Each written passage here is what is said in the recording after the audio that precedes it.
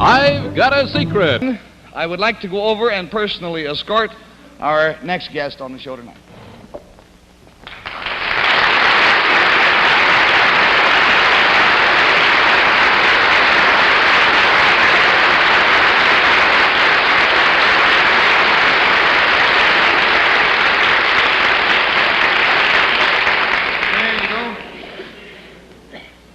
Now then, sir, will you tell our panel, please, let's get in a little closer. Do you mind if I pull you in, sir? There we go. Will you tell our panel, please, what your name is and where you're from? My name's Samuel J. Seymour. I'm from Maryland. This is Mr. Seymour from Maryland. And we brought Mr. Seymour all the way up from Maryland, and by golly, he got in a hotel and fell down the steps and gave himself a shiner. And we urged him not to come on the show tonight, as a matter of fact, and finally got in touch with his doctor, and the doctor said it was up to Mr. Seymour. Mr. Seymour said he wouldn't miss it. So here he is, and feeling apparently pretty well.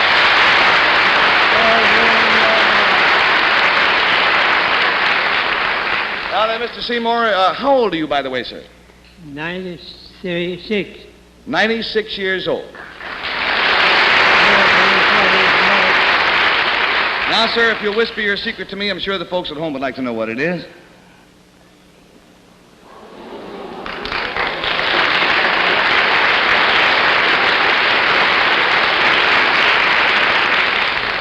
Well, now, to help classify his secret, I will tell you it concerns something that he witnessed.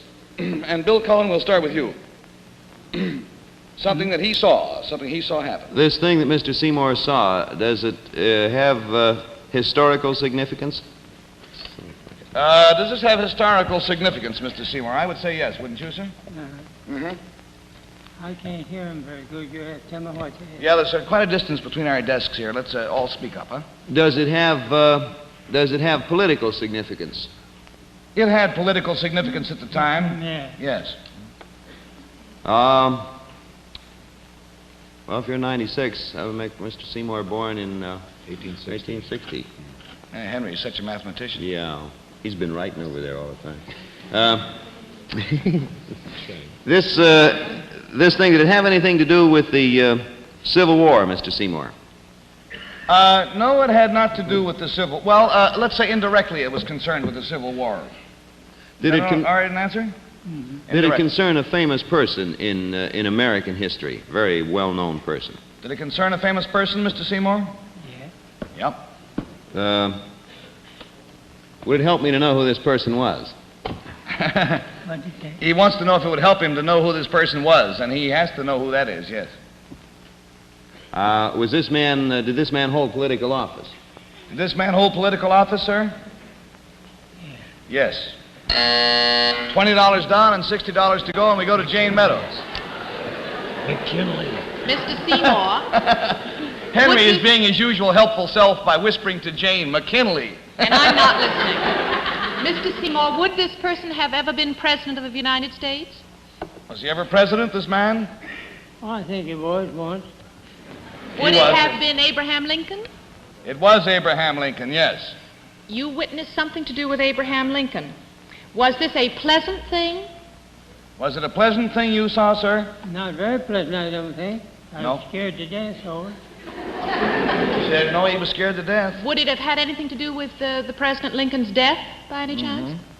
Unfortunately, yes. Did Mr. Seymour witness the shooting of President Lincoln?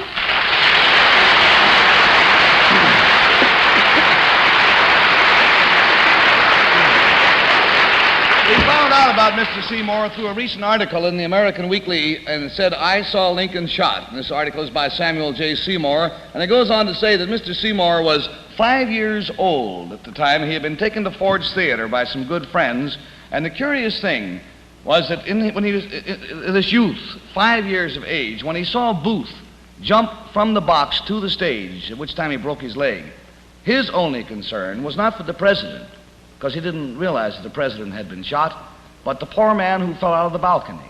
And that's all of his memory is of going to the theater and seeing a man fall out of the balcony. Sir, it's been a great joy and you might say an honor to have you are, by the way, the only living witness of that tragic event. And we are certainly going to forfeit the complete $80 to you just for your courage in coming here to see us tonight.